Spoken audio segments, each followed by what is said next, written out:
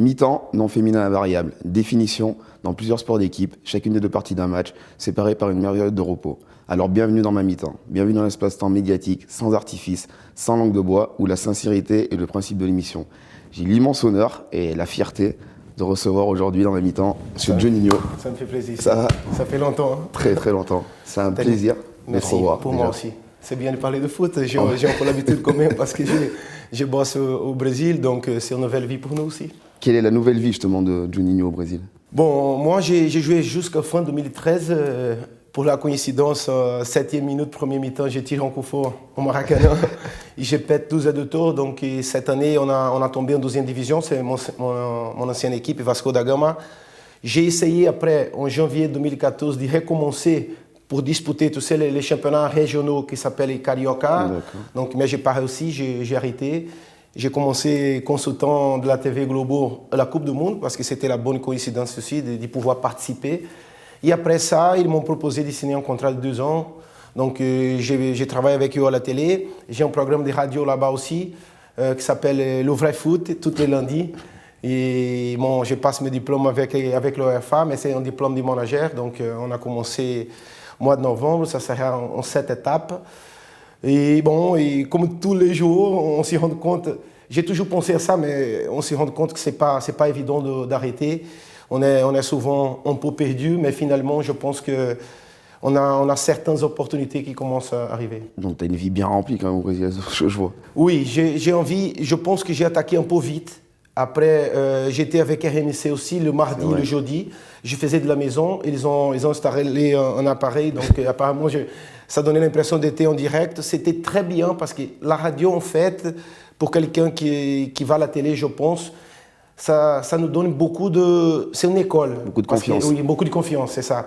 Parce qu'on parle beaucoup. Donc, c'est avec à la RMC que j'ai eu l'idée d'amener à la radio Globo. Mais finalement, j'ai trouvé que c'était trop.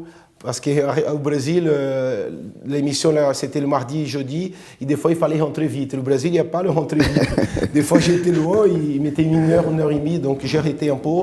Je pense toujours à revenir au terrain. Toujours. C'est ça. Je pense toujours. Je vais en venir là d'abord. Et quelle est ton image? Comment déjà tu suis l'OL? Est-ce que tu suis l'OL encore au Brésil? J'ai suivi souvent quand j'étais avec RMC. Le championnat, il passe au Brésil. Bien sûr qu'il y a eu un grand changement. Je pense que cette génération-là, ils ont beaucoup de pression parce qu'il y aura toujours la comparaison qu'est-ce qu'on a fait, que c'était énorme. Peut-être qu'ils sont arrivés avec une autre structure, avec une autre qualité et beaucoup de pression. Ce que j'aime bien avec toi, Johnny, c'est que j'ai pas besoin de poser de questions. C'est comme avant. Je parle beaucoup. Non, sérieusement. Après, toi, ton image justement de l'OL actuellement, on voit que ça se passe pas très très bien. Qu'est-ce que tu en penses, ce regard sur les jeunes, sur cette nouvelle génération, sur le fait aussi de partir de Gerland? Il y a une histoire qui se tourne. Moi d'abord, je ne sais pas le jour à jour. Je pense qu'une bonne équipe, c'est comme notre époque. Comment on l'a fait? Tu as du talent. Tu as du talent en défense, au milieu, en attaque, tu as un bon gardien. Donc l'OL, ils ont ça. Ils ont une bonne équipe. Oui. À partir de là, tu as besoin de ton staff qui va mettre en place un travail pour permettre à ces joueurs de bien jouer. Je pense qu'ils font ça. Mais après tout ça, Sid, je pense que le plus important, c'est le niveau de responsabilité du groupe.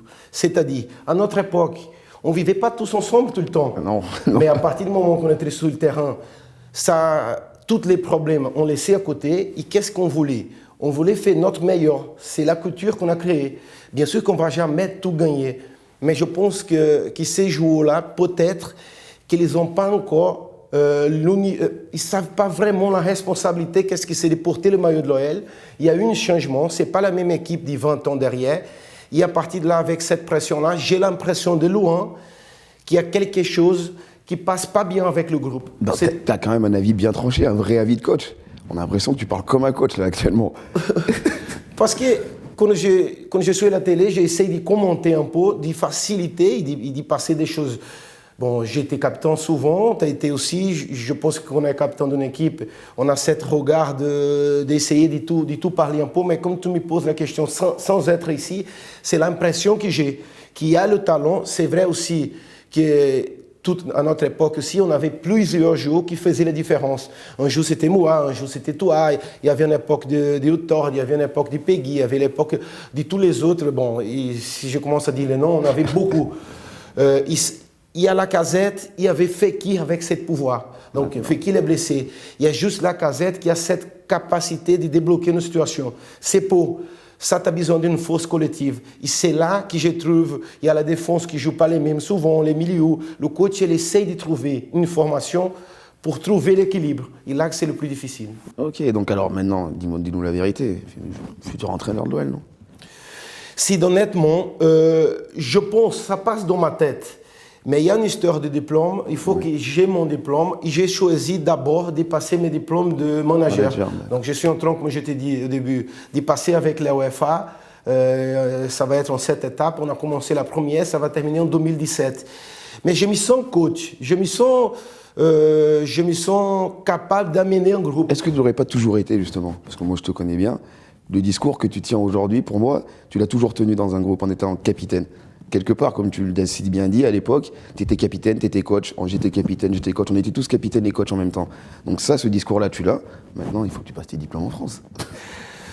C'est vrai, mais quand on regarde derrière, j'ai une famille aussi, j'ai 3 filles, c'est une qui est partie aux États-Unis, j'ai une très belle qualité de vie à Rio, il faut penser à ça aussi, donc je ne veux pas non plus, j'ai 40 ans, donc je ne veux pas non plus assumer des choses qui après, ça ne va pas être possible. Donc, ce que je pense, c'est d'y trouver une solution. Bon, je vais terminer mon diplôme de manager, j'espère, mais avant 2017, ça va être difficile de revenir.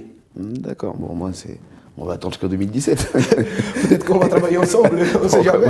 Non, je pense que Lyon, c'est une équipe c'est une grande équipe, mais on arrive à créer encore certaines coutures. Par exemple, on n'a pas beaucoup d'anciens joueurs qui restent, comme d'autres équipes, pour aider.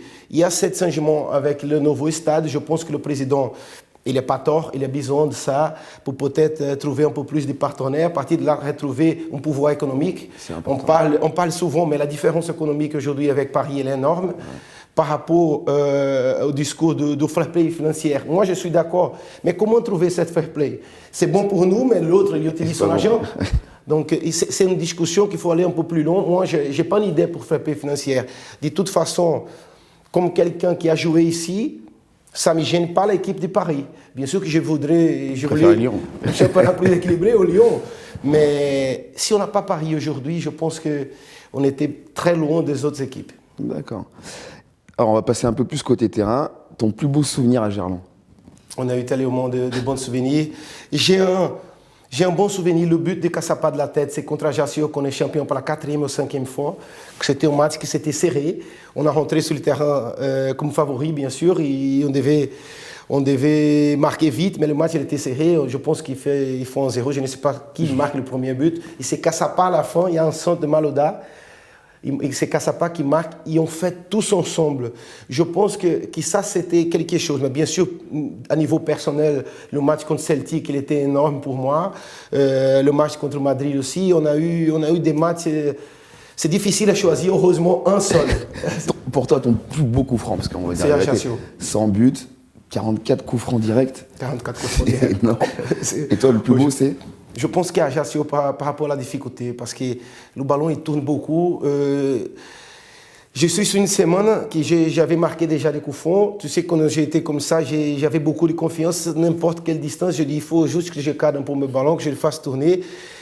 Et honnêtement, la énergie que le groupe est passé à moi, ça c'est quelque chose qui, à l'époque, je ne savais pas expliquer, mais c'est comme se dit, bon, il y a un coup franc, bon, donne-lui le ballon. Ça, on n'avait pas le choix. Il n'y a personne qui arrive, tu vois, je me suis concentré, je sens que tout le monde va suivre le ballon, si le gardien ne relâche pas, il y a un coup franc que c'est loin, je regarde comme ça, je dis, je vais essayer de faire bien bouger le ballon, donner une bonne vitesse. Et là, quand le ballon il part, je dis bon, il est bien parti. Mais il a mis un peu de temps pour arriver que c'était long. Mais je pense que contre le Bayern aussi, contre le Barça, bien à côté, qui les gens attendent un peu le centre, je dis non, je vais essayer un peu de mettre en force. Le gardien, des fois, il sort avant, c'est ça qui arrive. Je pense que ces trois-là, j'ai choisi comme les meilleurs. Et au-delà de ça, est-ce que tu as encore des rapports avec Lyon, avec les joueurs, avec le staff, avec le président, par exemple, Bernard, je sais pas, dans le club? Dans le club, de temps en temps, comme il va souvent, bon, pas souvent, c'est de temps en temps, c'est Bernard. Bernard m'envoie des messages, comment ça va, comment se passe au Brésil. C'est plutôt Bernard Lacombe qui m'appelle. Après, j'ai dîné avec le président pendant la Coupe du Monde aussi, il était parti au Brésil. Et Chris, on passe par téléphone, par message, par WhatsApp aujourd'hui, quand il y a quelque chose, c'est souvent par WhatsApp. Quand j'ai besoin aussi des informations d'ici, que je ne suis pas trop, je demande à quelqu'un. Il y a Abdel qui m'a appelé avant de venir aussi. Donc, je pense qu'on a envie on vit souvent ensemble, tous les matins, l'après-midi, le week-end, tout, mais finalement, on ne garde pas beaucoup de contacts. Je ne sais pas, peut-être c'est ma faute, peut-être j'étais un peu à côté. C'est la vie du footballeur. C'est la vie du footballeur, donc j'essaie de faire d'autres choses. Et finalement, je pense que moi, j'ai changé un peu. Parce que comme j'ai été très dedans, je profite maintenant. Je fais des choses que je ne faisais pas avant. Donc, ça donne l'impression que je bosse beaucoup, mais pas plus 4 jours de la semaine. Si je bosse 4 jours, no maximum, j'arrête. Et je profite, toi, et tout le reste de la semaine pour profiter un peu de la vie. Tu comprends ce que je veux dire? Je comprends totalement, totalement. Après, toi, ton regard sur le nouveau stade, est-ce que tu as pu voir les maquettes? Qu'est-ce que ça représente pour toi? Parce que bon, forcément, tu ne joueras pas dedans. Voilà. Qu'est-ce que ça représente, justement? Je pense que c'est une fierté parce qu'on a collaboré à ça. S'il n'y avait pas de résultats, s'il n'y avait pas cette histoire qu'on a créée ensemble, normalement, je ne pense pas que la ville et la culture par rapport au foot à Lyon, ça permette de construire un stade de ce niveau-là. Mais le courage du président, ce n'est pas pour rendre des éloges. Je pense qu'il faut avoir beaucoup de courage pour mettre en place un truc de ce niveau-là. Et on va voir le résultat avec le temps. Mais les supporters aussi méritaient, je pense, parce que même si tu as dit au début, on n'a pas les mêmes ambiances, mais c'était des ambiances quand même, des bonnes ambiances. Tu te souviens, il y a une époque, combien de matchs on a gagné à la fin? Énorme. Il y a un contre PSV que je fais le centre, que tu marques à la fin, c'est PSV. Non, il y a un match de Champions League qui, je pense, c'est... Non, c'est contre Olympiakos. Olympiakos, donc, ouais. Et après ce match-là, il y avait un match de la semaine d'avant au championnat qu'on a gagné. Quand le match il était fermé, donc je pense que les supporters aussi, ils étaient là. Et avoir un stade de ce niveau-là va permettre, je pense, avancer les étapes. C'est-à-dire que j'espère les prochains 5-10 ans, Lyon va récupérer ce niveau. Et de façon plus générale, est-ce que tu as un regret à Lyon? Pas de regret forcément, mais je pense qu'on avait le niveau pour gagner la Champions League. C'est ça. Éternel débat. C'est ça. Non, le niveau, on avait. Le niveau, c'est un doute, parce qu'il n'y avait pas une équipe qui nous dominait forcément. Mais c'est vrai que peut-être qu'on n'avait pas la vraie confiance qu'on avait au championnat. Il y avait des moments qui, peut-être que ces ballons qui rentraient au championnat ne rentraient plus à la fin. Mais c'est une histoire. Peut-être qu'on ne va pas voir tout. Peut-être que si on avait gagné un seul doux, on a gagné un seul Champions League, qui c'est énorme, je pense. Mais c'est très injuste, une équipe qui est créée comme ça qu'on a fait, avec beaucoup d'efforts, même si on a passé à côté, c'est-à-dire pas à niveau de performance, mais contre Eindhoven, on était éliminé au tir au but, qu'on n'a pas s'entraîné la veille de match. Contre le Milan AC aussi, le match aller, j'étais pas, le match tout, Thiago n'était pas. C'est des pièces importantes, peut-être que ça comptait. Le match contre la Roma, quand même, je pense qu'on a fait un super premier match. Le 12e, on a passé, c'est là, on n'était pas très bien, mais regret des émotions qu'on a vues, c'est dur de dire, mais le foot est comme ça, la vie est comme ça, on ne va pas souvent gagner. Et à l'époque, j'étais peut-être un peu plus anxieux pour ces matchs-là que pour les matchs de championnat. Ok, donc en fait, pas forcément de regret, tu as vécu tellement de belles choses ici à Gerland. Je pense. Honnêtement, je regarde la caméra parce que vouloir gagner la Champions League, bien sûr que j'avais cette envie. Tout le monde. On était prêts. Mais au départ, on n'a pas pensé à ça. On a mis du temps à accepter qu'on pouvait gagner. Et peut-être que c'est ça qui a nous bloqué en certains moments. Ok, c'est mon avis. C'est un bel avis, je le partage aussi. En tout cas, merci beaucoup, Juni. Si, c'était un vrai plaisir. Et bon, je vais faire pareil, mais en portugais, il faut que tu essayes. En portugais, on fait en anglais. Ça peut être possible. En Ton anglais, est bon. Je peux me débrouiller. On peut essayer. Ça a été un plaisir. J'embrasse tous les supporters, Ok. Canal, à tous. Bonne Donc, continuation en tout cas. merci. À bientôt. Bonne chance à toi aussi. Merci à tous. J'espère que vous avez passé un bon moment en notre compagnie. Et merci encore à toi, Johnny. Avec plaisir. Et à bientôt. Quand tu veux.